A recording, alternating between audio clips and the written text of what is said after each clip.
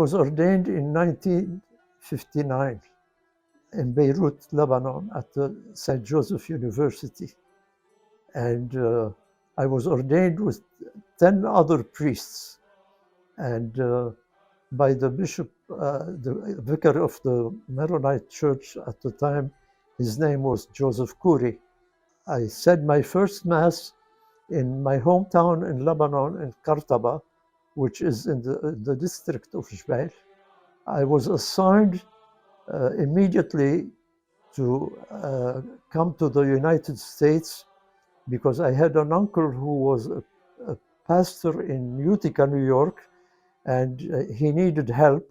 And the patriarch told me that my assignment will be to go to the States. And this is what happened.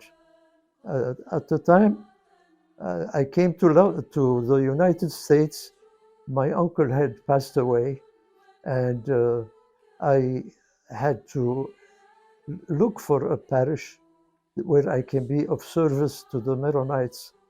And I was asked to go to Connecticut, to a parish in Torrington, which is St. Mary's Church. And this is where I stayed for 10 years. And after that, I was transferred to Boston, to the Our Lady of the Cedars of Lebanon.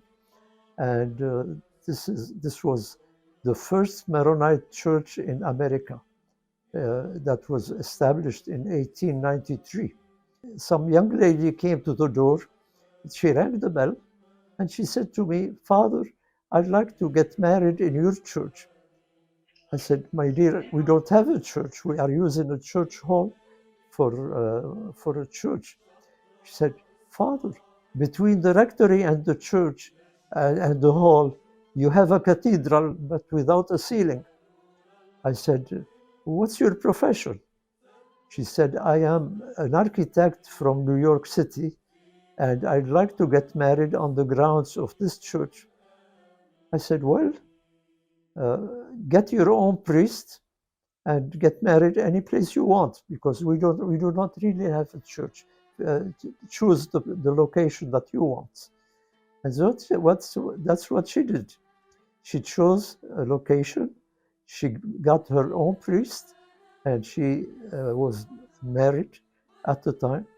The following morning, a tall young man came to the door, and he introduced himself as the father of the young girl who had come to see me the day before.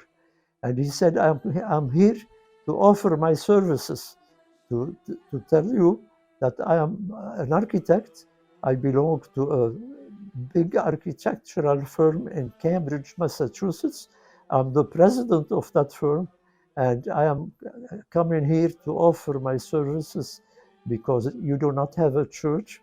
I will design a church for you along with my daughter, and at the same time, I will help in a lot of things that you need in repairs or in changing the sites and locations of this place.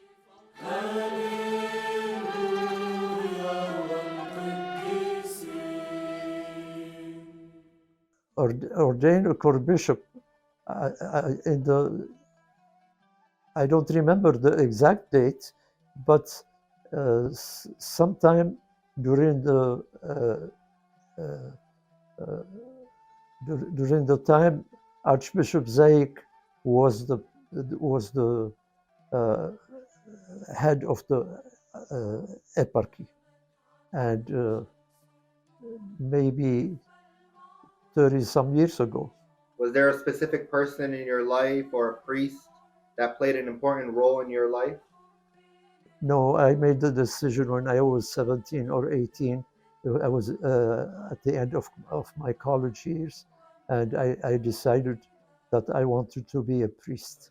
When I first came to the States, there were no eparchy, no bishop, and therefore each one of the priests in whatever parish he was under the responsibility of the Latin bishop, the bishop of the diocese where the church was built, until 1966, I think, when the Holy Father appointed a Maronite bishop for the Maronites, and we became under a separate eparchy from the Latin churches.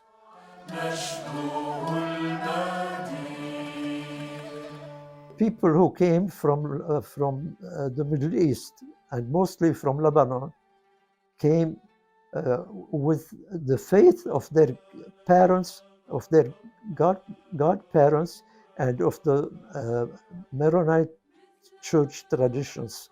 And they wanted to establish churches in where they can worship and pray the same way they were taught by their parents and by their grandparents. And they established churches in the communities where they were living.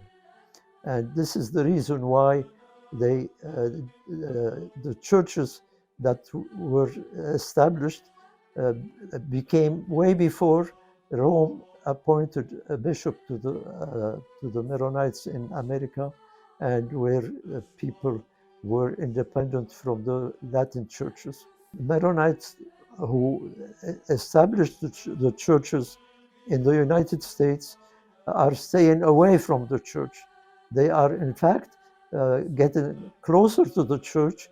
They are trying to get more people to know about the Maronite tradition, about the Maronite spirituality, and they are bringing in Latin people to our churches because the tradition and of the Maronites is very important. And let me mention at least one thing about the Cardinal of Boston, Cardinal O'Malley.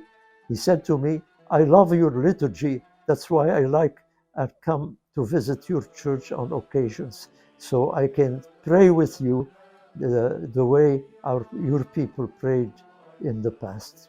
Kadishat aloho, kadishat hailtono, kadishat lomo yuto.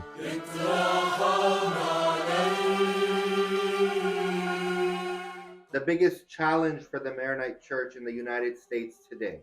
The distances from the churches.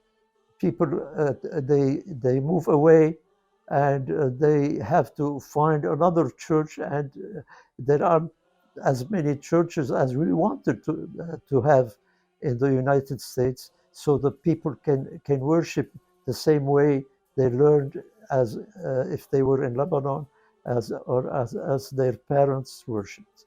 This is the distance that is the difficult part.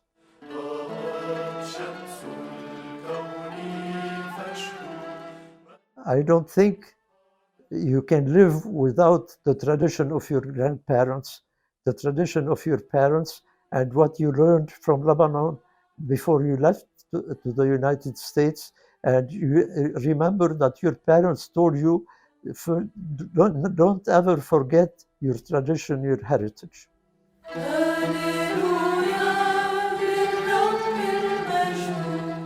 Well, I would like to be remembered as a priest who served faithfully during many years in the Maronite people, and hopefully they appreciated my service, and my service was a big help to them. Where do you hope the Maronite Church will be in 50 years? I see it growing very fast. I see it expanding, and I see more people following the Maronite tradition, because it's a spirituality that is acceptable to everyone who believes in God, who believes in the tradition of Saint Maron. Amen. Thank you so much, Core Bishop. God bless you. God bless you. Thank you. Thank you.